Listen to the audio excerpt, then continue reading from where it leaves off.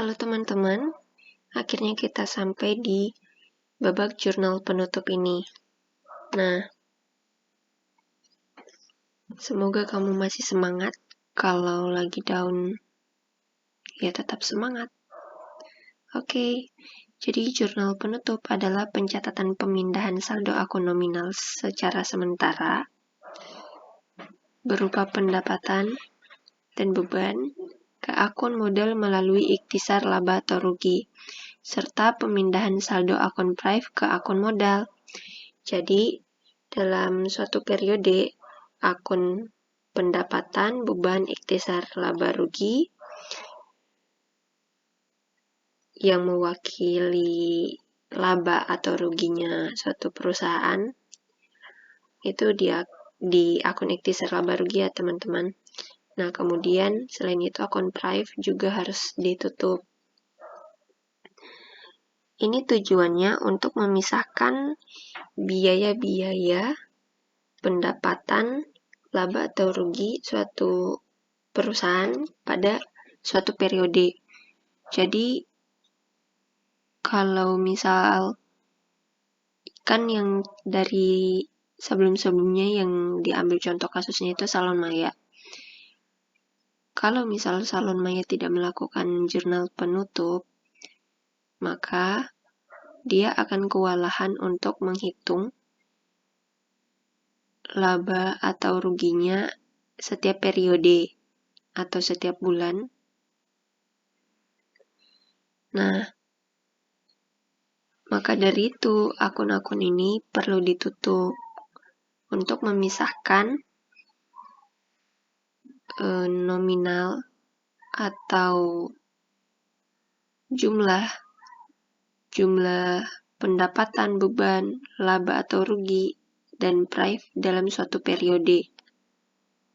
Sehingga kamu mengetahui seoptimal apa perusahaan kamu dalam menghasilkan profit dan meminimalisir beban maupun pengeluaran berupa Prive. Ini dia bentuk jurnal penutup. Jadi bentuknya sama dengan jurnal umum maupun jurnal penyesuaian. Tapi dia di sini tanggalnya sama dengan jurnal penyesuaian. Isinya tanggal akhir periode semua. Dan bukti yang digunakan berupa bukti memorial.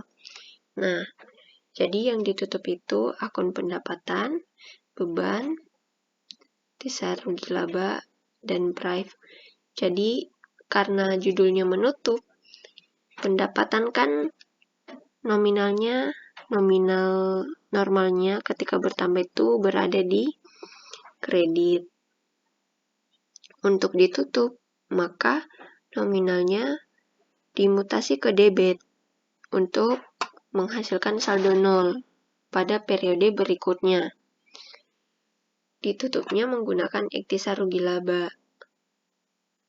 Seperti yang dijelaskan sebelumnya bahwa ikhtisar rugi laba merupakan perwakilan dari rugi atau labanya suatu perusahaan. Nah, kemudian seluruh beban itu ditutup juga dengan ikhtisar rugi laba. Jadi akun-akun rugi laba atau akun nominal semua ditutup ya teman-teman. Nah, kemudian ikhtisar rugi laba ini diambil dari pengurangan antara debit dan kredit dari ikhtisar rugi laba. Jadi ikhtisar rugi laba juga di sini berfungsi sebagai penyeimbang ketika menutup akun-akun yang ingin ditutup. Seperti itu. Nah, inilah ikhtisar rugi labanya. Jadi nominal ikhtisar rugi laba pasti akan sama dengan nominal yang ada di penyeimbang kolom rugi laba dan neraca. Begitu juga hasil perhitungan laba pada laporan laba rugi atau rugi laba yang ada di suatu perusahaan. Jadi, yang ada di jurnal penutup itu ada sinkronnya dengan neraca lajur dan laporan rugi laba. Nah, jadi logikanya ikhtisar rugi laba ini ditutup. Ini kan mewakili laba dan dia otomatis menambah modal. Makanya dia ditutup akun modal. Nah, kemudian menutup akun prive. Akun prive ditutup pakai akun modal. Karena logikanya prive ini mengurangi modal. Seperti itu teman-teman. Dan kolom referensi ini semua diisi ketika sudah diposting ke buku besar.